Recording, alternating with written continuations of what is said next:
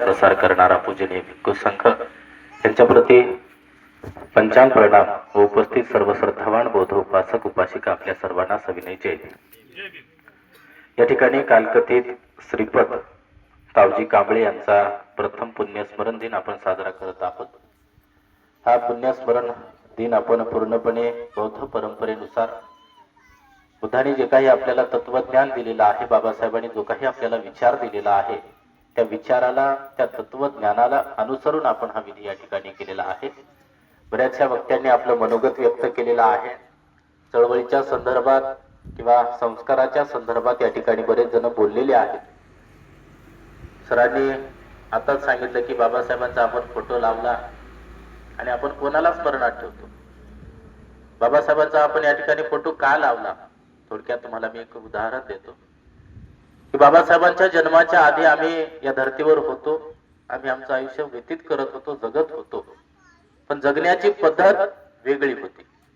आता तुमच्या इथे कांबळे आहेत, अजून कोण कोण आहेत? आरवडे, खराडे, अजून आरवडे, खराडे आणि कांबळे, बरोबर। आता आरवडे, खरावडे, कांबळे बाबासाहेबांच्या जन्माच्या आधी कसे जगत होते बरं? आमच्या इकडे एक गाव होतं आणि आम्ही नेहमी उदाहरण देत होतो, अजूनही देतो, की आमचे कांबळे असतील, गायकवाड असतील, आरवडे असतील, खरवडे असतील, बाबासाहेबांच्या जन्माआधी कसे जगायचे तर ते गावाच्या बाहेर राहायचे आणि गावाच्या बाहेर राहत असताना ते नेहमी आकाशात बघायचे।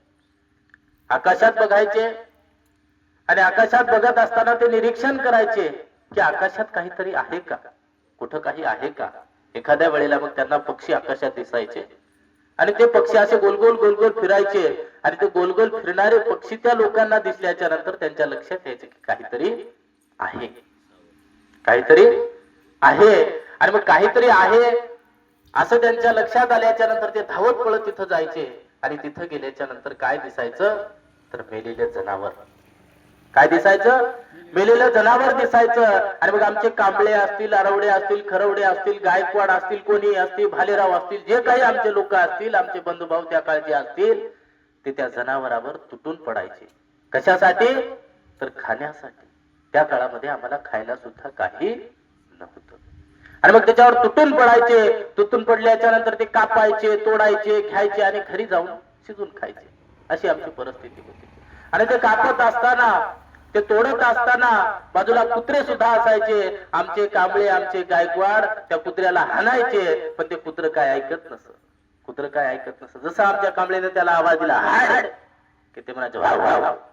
म्हणजे त्या काळामध्ये आमच्या कांबळेला, आमच्या गायकवाडला, आमच्या आरवडेला, खरवडेला, भालेरावला, भोसलेला त्या काळामध्ये कुत्र्याने सुद्धा किंमत दिली नाही। पण आज घडीला आमचा कांबळे, आमचा भोसले, आमचा गायकवाड, आमचा आरवडे, आमचा खरवडे जिल्ह्याचा जिल्हाधिकारी होतो, जिल्ह्याचा जिल्हाधिकारी होतो, कोर्टात वकील होतो, जज होतो, अजून काय म्हणतात मुख्यमंत्री होतो, आमदार होतो, खासदार होतो, सरपंच होतो। हे कोणामुळे आहे?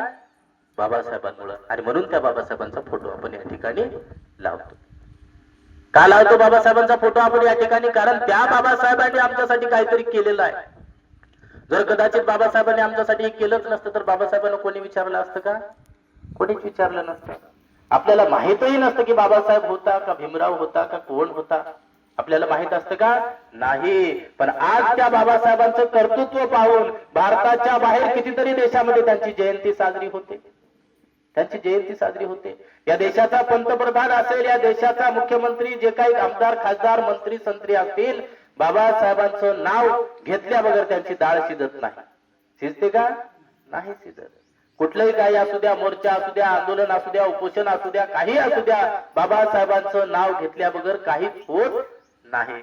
का होत नाही? कारण तो व्यक्ती तेवढा मोठा होता आणि त्या व्यक्तीने आमच्यासाठी काहीतरी केलेलं आहे, आमच्यासाठी जीवन खर्ची घातलेलं आहे, आमच्यासाठी पुढचे 4 लेकरं कुर्बान केलेले आहेत, आमच्यासाठी स्वतःची पत्नी सुद्धा कुर्बान केलेली आहे, स्वतःचं आयुष्य सुद्धा आमच्यासाठी त्याने खर्ची केलेलं आहे। दिवा जसा जळतो त्या दिव्यासारखं त्यानं त्याचं आयुष्य आमच्यासाठी, तुमच्यासाठी, या देशातल्या संबंध लोकांच्यासाठी आयुष्य आपलं त्यांनी खर्ची केलेलं आहे। म्हणून त्या बाबासाहेबांचा फोटो आपण या ठिकाणी लावतो। आपण आसाराम बापूचा फोटो लावतो का? खराबचा फोटो लावतो का? कोणत्या येड्या बाबड्या नंग्या पुंग्या बाबाचा फोटो लावतो का? लावत नाही. हे मी तुम्हाला का सांगतो की दीर्घकाळ आम्हाला लोक स्मरणात का ठेवतात? आम्ही जर चांगले कर्म केले, आम्ही जर लोकांच्या हितासाठी काही केलं तर लोक आपल्याला स्मरणात ठेवतात. आता बघा नेमकीच इथून एक दिदी गाडीवर गेली, मग अशी एक दिदी तिच्या आईला घेऊन गाडीवर गेली. आज तुम्ही आम्ही किंवा या महिला हे पुरुष माना सन्मानानं जे जीवन जगत आहेत ते फक्त बाबासाहेबांमुळे जगत आहे. बाबासाहेबांच्या आधी या देशामध्ये कायदा होता. तो कायदा असं सांगायचे की महाराणी मांगांनी या देशातल्या बहुजन वर्गांनी संपत्ती सुद्धा गोळा करायची नाही, पैसे सुद्धा कमवायचे नाही, चांगले कपडे सुद्धा घालायचे नाही, गावात सुद्धा यायचे नाही, गावाने सुद्धा गावातल्या रस्त्याने सुद्धा चालायचं नाही. आम्ही ज्या विहारात राहतो त्या विहारात गावातली मुलं येतात. एक मुलगा मला सहज म्हणला की भंतेजी ही परिस्थिती किती बदलली, किती परिस्थितीमध्ये बदल झाला. मी म्हणलं का बरं असं का बोलताय?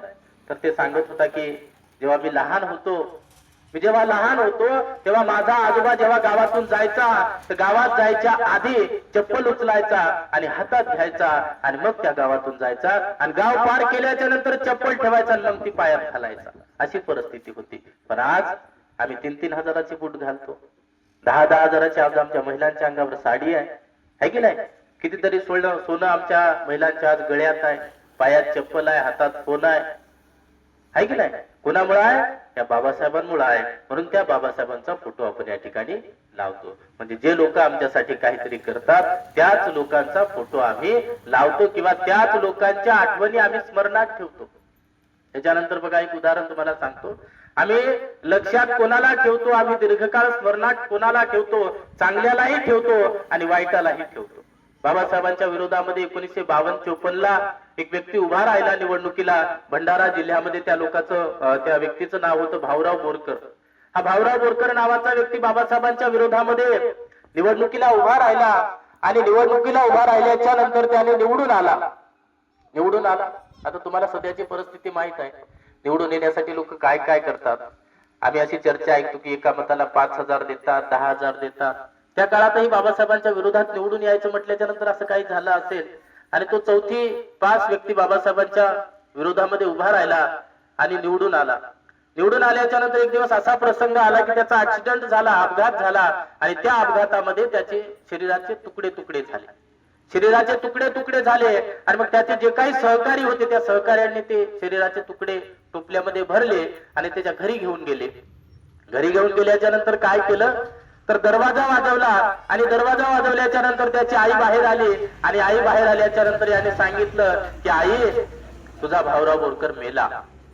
काय म्हटले हे सहकारी की आई तुझा भाऊराव बोरकर मेला आणि हे बघ या टोपलीमध्ये त्याचे तुकडे आहेत. हे सगळं ऐकल्याच्या नंतर ती आई म्हणते की पोरांनो तुमच्यासाठी हा भाऊराव बोरकर आज मेला असेल परंतु माझ्यासाठी हा भाऊराव बोरकर त्याच दिवशी मेला ज्या दिवशी बाबासाहेबांच्या विरोधामध्ये निवडणुकीला उभा राहिला. म्हणजे आम्ही कोणाला स्मरणात ठेवतो, आम्ही कोणाचं नाव घेतो आणि कोणाचं नाही घेत हे आमच्या कर्मावरून ठरते. बरोबर की नाही? त्याच्या कर्मावरून ठरते. स्वतःची आई काय म्हणते की हा भाऊराव बोरकर त्याच दिवशी मेला ज्या दिवशी बाबासाहेबांच्या विरोधामध्ये निवडणुकीला उभा राहिला. म्हणजे त्या आईचं हृदय किती मोठं आहे. आजची आई आम्ही पाहतो पोरगा चोर असला तरी आमचं बाळ आहे, पोरगा गुंडा असला तरी आमचं बाळ आहे, पुराण काही करू द्या पण आमचं बाळ आहे. अशी प्रामाणिक आई आजच्या काळामध्ये आम्हाला बघायला भेटत नाही. जी भाऊराव बोरकरची आई होती.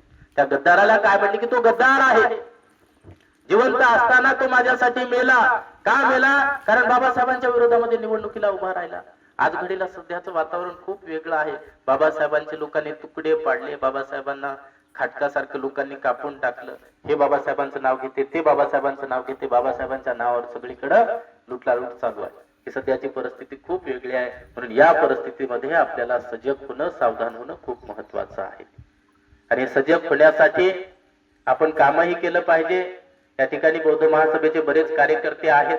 त्यांना सुद्धा आमची विनंती आहे की आपण हे जनजागृतीचं काम केलं पाहिजे. आपण नेहमीच आपल्या तोंडामध्ये असते की वायू गतीने धम्मकार्य चालू आहे, परंतु वायू गतीने मला वाटते की धम्मकार्य चालू नाही. या ठिकाणी आल्याच्या नंतर आम्ही प्रत्येक ठिकाणी जातो, निरीक्षण करतो. आज आम्हाला बौद्ध होऊन 67, 68, 69, 70 वर्ष झाले, परंतु पाहिजे त्या प्रमाणामध्ये आमची धार्मिक प्रगती झालेली नाही. बाबासाहेबांनी जन्म घेतला, 40 वर्ष संघर्ष केलं, त्या संघर्षाचं फळ आम्हाला शिक्षणाच्या रूपात भेटलं. आम्ही शिक्षण घेतलं, शिक्षण घेतल्याच्या नंतर आम्ही नोकरी केली, नोकरी केल्याच्या नंतर भरपूर आमच्याकडे पैसा आला. आम्ही शिकलो आणि पैसेवाले झालो. म्हणजे शिक्षणाच्या क्षेत्रात आम्ही पुढे गेलो, पैशाच्या आर्थिक क्षेत्रामध्ये आम्ही पुढे गेलो, पण धार्मिक क्षेत्रामध्ये अजूनही आम्ही मागे आहोत. त्याचे कारण असंख्य आहेत. धम्माचा अभाव आहे आणि हा धम्माचा तुम्हाला आम्हाला सगळ्यांना मिळून अभाव भरून काढायचा आहे. आणि धार्मिकरित्या आम्ही कसे पुढे येतील, आमचा धर्म आम्ही कसा पुढे आणतील याच्याकडे आम्हाला लक्ष द्यायचं आहे. तर या ठिकाणी आपल्या सर्वांच्या वतीनं, माझ्या वतीनं, भिक्खू संघाच्या वतीनं बाबांना भावपूर्ण श्रद्धांजली वाहतो आणि आपल्या सर्वांकडून अशा अपेक्षा व्यक्त करतो की आपण सर्वच जण धम्म कार्यासाठी पुढे याल. बौद्ध महासभा आहे, भिक्खू संघ आहे. आम्ही भिक्खू संघाने आणि बौद्ध महासभेनंच काही आमचा तुमच्या याचा ठेका घेतलेला नाही. तुम्ही सुद्धा कधीतरी पुढे आलं पाहिजे, तुम्ही सुद्धा कधीतरी विहारात आलं पाहिजे, लोकांना बोललं पाहिजे, लोकांना बोलून संवाद केला पाहिजे, धम्मचर्चा केली पाहिजे, कार्यक्रमाचं आयोजन केलं पाहिजे. आणि बाबासाहेबांनी 1956ला जे काही ओझं आपल्या खांद्यावर टाकलेलं आहे ते ओझं खांद्यावर घेऊन जिथपर्यंत आपल्याला जाता येईल तिथपर्यंत आपण गेलं पाहिजे. हे तुमची आमची सर्वांची नैतिक जबाबदारी आहे. आपण सर्वजण ही नैतिक जबाबदारी पार पाडण्यासाठी प्रयत्न कराल, एक पाऊल पुढे याल, धम्माचा प्रचार प्रसार करण्यासाठी आपण सर्वजण सहकार्य कराल अशी आपल्या सर्वांकडून या ठिकाणी अशा अपेक्षा व्यक्त करतो आणि याच ठिकाणी मी थांबतो. जय भीम, नमो बुद्धाय. साधु साधु साधु.